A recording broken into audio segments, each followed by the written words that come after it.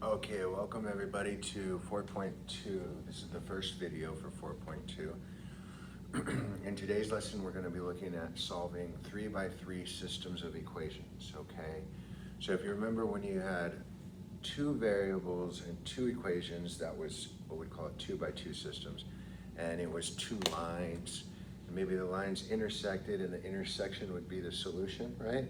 Maybe the lines were parallel, there'd be no solution, or if it was the same line, there would be infinite solutions wherever those lines touched. Well, with the 3x3 system, we got a lot more possibilities. With 3x3, instead of the equation representing a line, it represents a plane or a surface, right?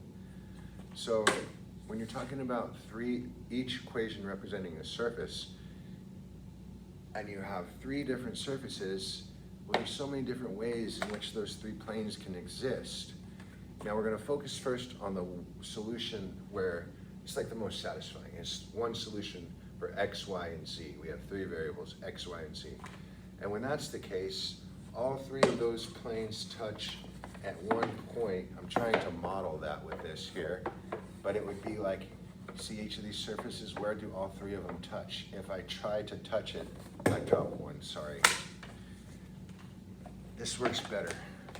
Look at your room, look around. The ceiling is a plane, the wall is a plane, and another wall is a plane. And where do all those three surfaces touch? At the corner, right? But planes can also be parallel and never all three touch at the same time. Like the ceiling is a plane, the ground is a plane. Those two planes are parallel. Those would never touch. So we can have cases with no solution with the 3x3 systems, and planes can touch infinitely in lots of different ways. Let me try to model it one more time. All right. Look at the ceiling in your room. Look at the wall in your room. How many points do those planes, two planes touch, right? And you could have a third plane, and they would all be touching infinitely. That would be a case of infinite solutions. Infinite solutions. Another way in which all three planes could touch is if they're all the same plane. Okay, I don't think you guys are gonna love this. I'm sorry, it's just a little bit tedious, and you have to be super careful.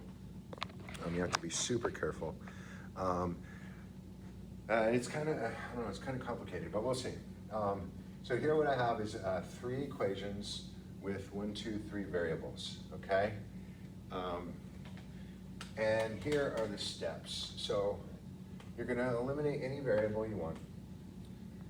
In parentheses, I put look for easier variables to eliminate. I'll show you what I mean. And then you're gonna eliminate the same variable again using different equations. Now, each time you do this process, you're gonna get one equation with two variables. And once you have two, so you only have to do two things. You eliminate one of the variables, and then you eliminate that same variable again, but using two different equations. And each time you do, when you do this, you get an equation with two variables. And when you do this second step, you get another equation with two variables. And at that point, you've got a 2x2 system, which we did in 3.1, which you could solve with graphing, substitution, or elimination. So it says now you have a 2x2 system with which you can use any method from 3.1 to solve. You're probably gonna wanna use elimination. It seems to be the easiest way. But let's give this a shot. And don't get mad at me for this lesson. I just work here. I'm doing my best. All right, I need you to do your best. Let's look alive, focus. All right. Look alive, look alive. All right, here we go. I'm gonna erase this because we need all this room to work. This takes a lot of work. I'm gonna erase this here.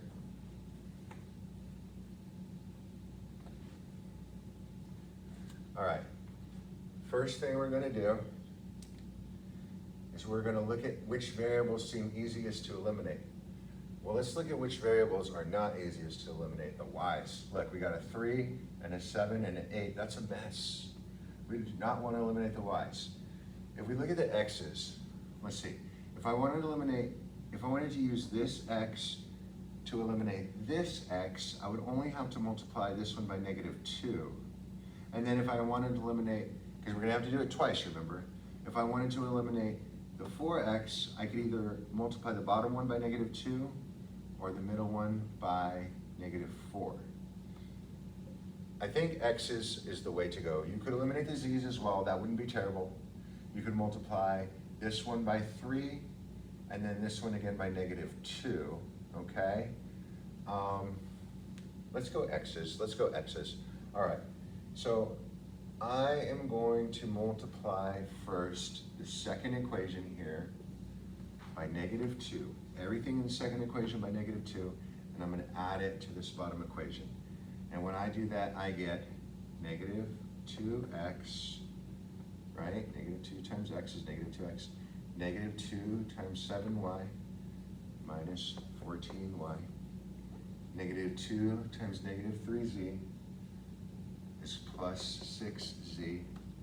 -2 times -14 is 28. When you do this, you want to be incredibly careful and focused because it's so easy to mismultiply. It's just so easy to make a mistake like that. And if you do one of those miscalculations early on, the whole problem is going to be wrong. All right, now we're going to combine the original third equation with the new one that we just got, okay? If we do that, 2x plus -2x, the x's go away. We're gonna have an equation in terms of y and z.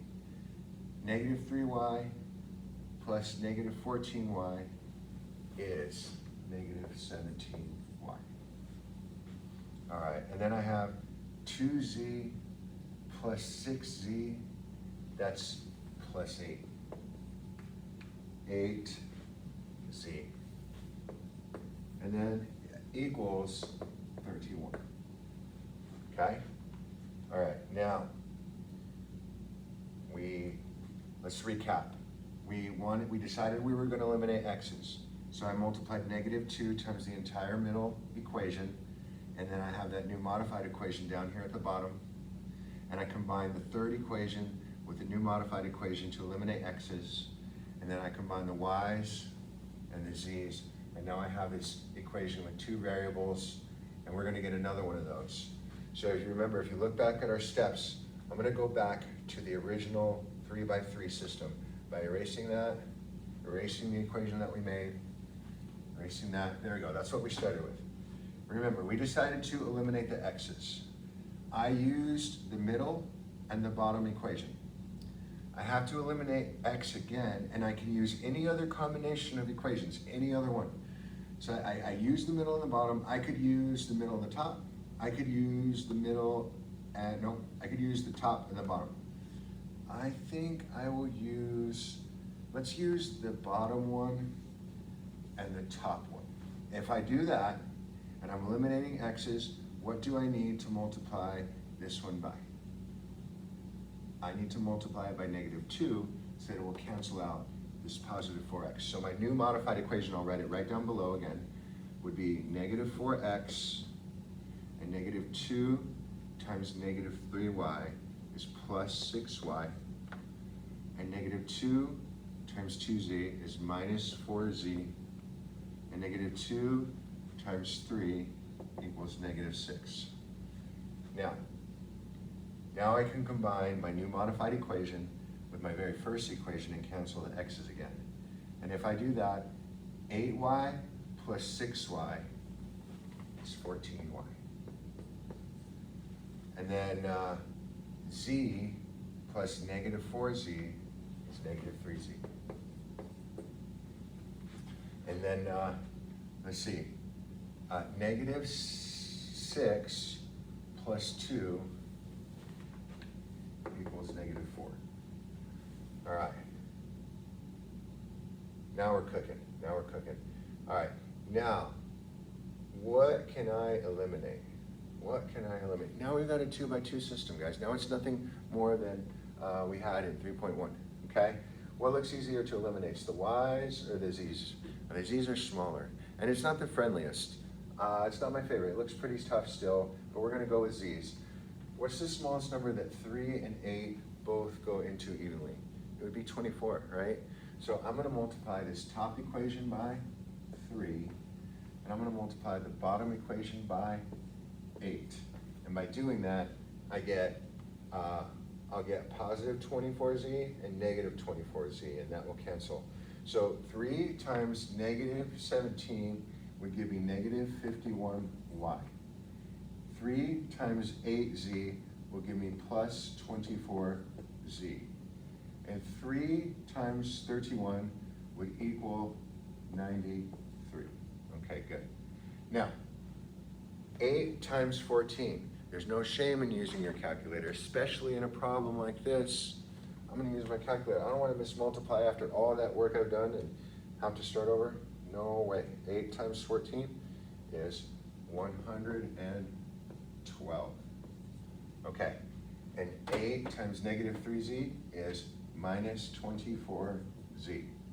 And 8 times negative 4 equals negative 32. All right, look at this.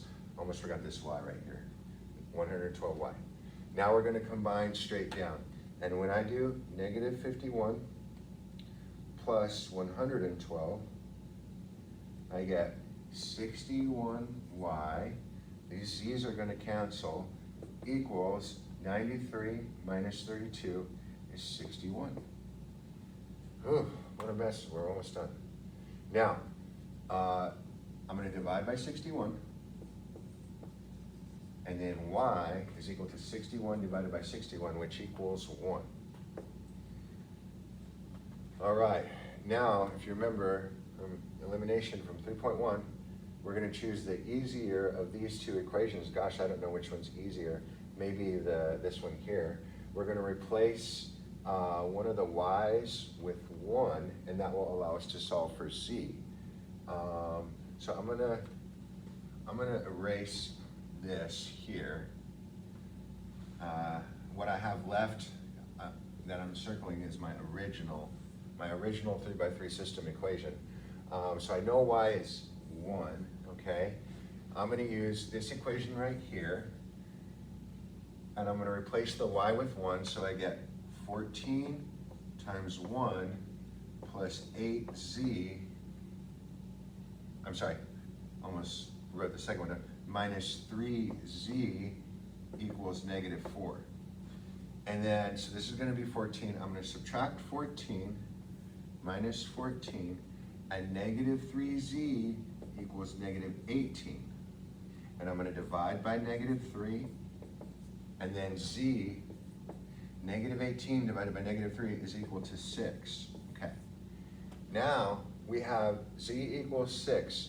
We have y equals 1, okay? I'm gonna use any of the 3 of these equations, and I'm gonna replace z with 6 and y with 1 and solve for the last variable x. Which one of these 3 equations looks the easiest?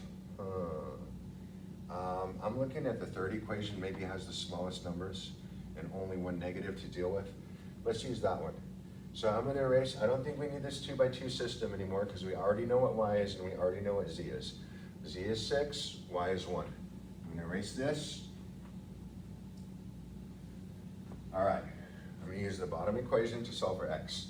So I'm gonna say 2x minus 3 times 1, because I replaced the y with 1, plus 2 times 6 equals 3, because I replaced the z with 6, okay?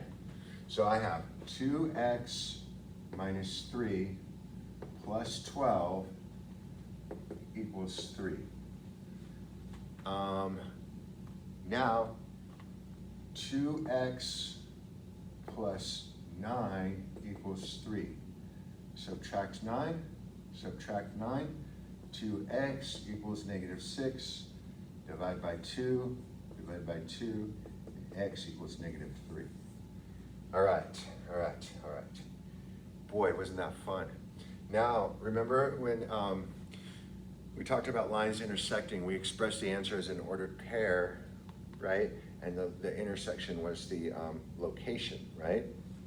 Same here, but with 3 dimensions, you have right and left, you have up and down, and you have towards you and away from you, and that would be your X, Y, and Z. You have 3 different coordinates instead of just 2.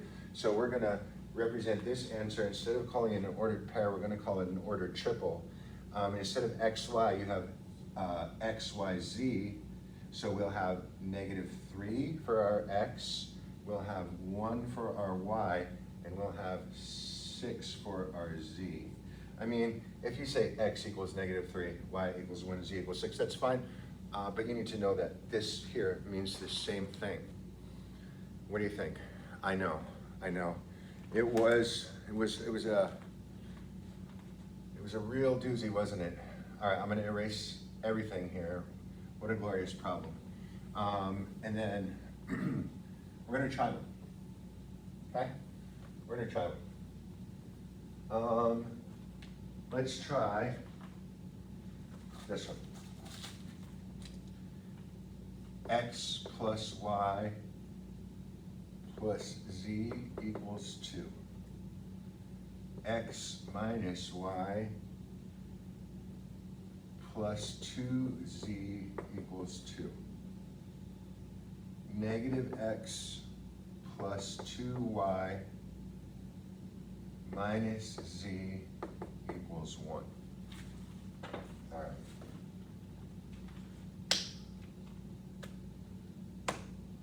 Yeah, we're gonna try this one in class. I'll go over it with you at the end, see if anybody can get it. Ask me questions along the way. I will see you, you're gonna like the next video. As much as you didn't like this one, I know, I get it.